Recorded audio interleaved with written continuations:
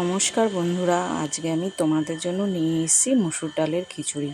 তার জন্য একটা জায়গাতে জল গরম করতে বসিয়ে দিয়ে জল গরম হয়ে এলে সম পরিমাণ চাল ডাল ধুয়ে সেদ্ধ হতে দিতে হবে।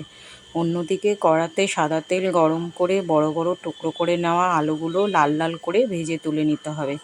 ওই তেলেই পাঁচফোড়ন, গোটা গরম মশলা, তেজপাতা, শুকনো লঙ্কা ফোড়ন দিয়ে পেঁয়াজ কুচি দিয়ে লাল লাল করে ভেজে নিতে হবে। পেঁয়াজ ভাজা হয়ে এলে আদা কুচি, রসুন কুচি দিয়ে নেড়েচেড়ে ভেজে নিতে হবে। তারপর কিছুটা চেরা কাঁচা লঙ্কা মিশিয়ে নিতে হবে। এরপর তার মধ্যে বেশ কিছুটা টমেটো কুচি, পরিমাণ মতো হলুদ, নুন, জিরে গুঁড়ো দিয়ে মশলাটাকে ভালো করে কষিয়ে নিতে হবে।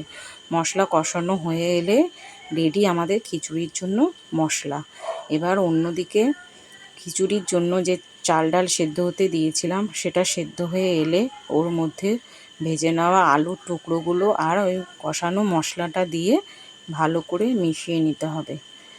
এরপর মেশানো হয়ে গেলে চাল ডাল সেদ্ধ হওয়ার পরে এর মধ্যে প্রয়োজন মতো ঘি, গরম মশলাগুলো, পরিমাণ মতো নুন আর স্বাদ মতো চিনি মিশিয়ে কিছুক্ষণ নেড়েচেড়ে রেখে নামিয়ে নিলেই রেডি মসুর ডালের খিচুড়ি। আলু ভাজা, ডিমের অমলেট, পাঁপড় ভাজা সহজে পরিবেশন করুন মসুর ডালের খিচুড়ি।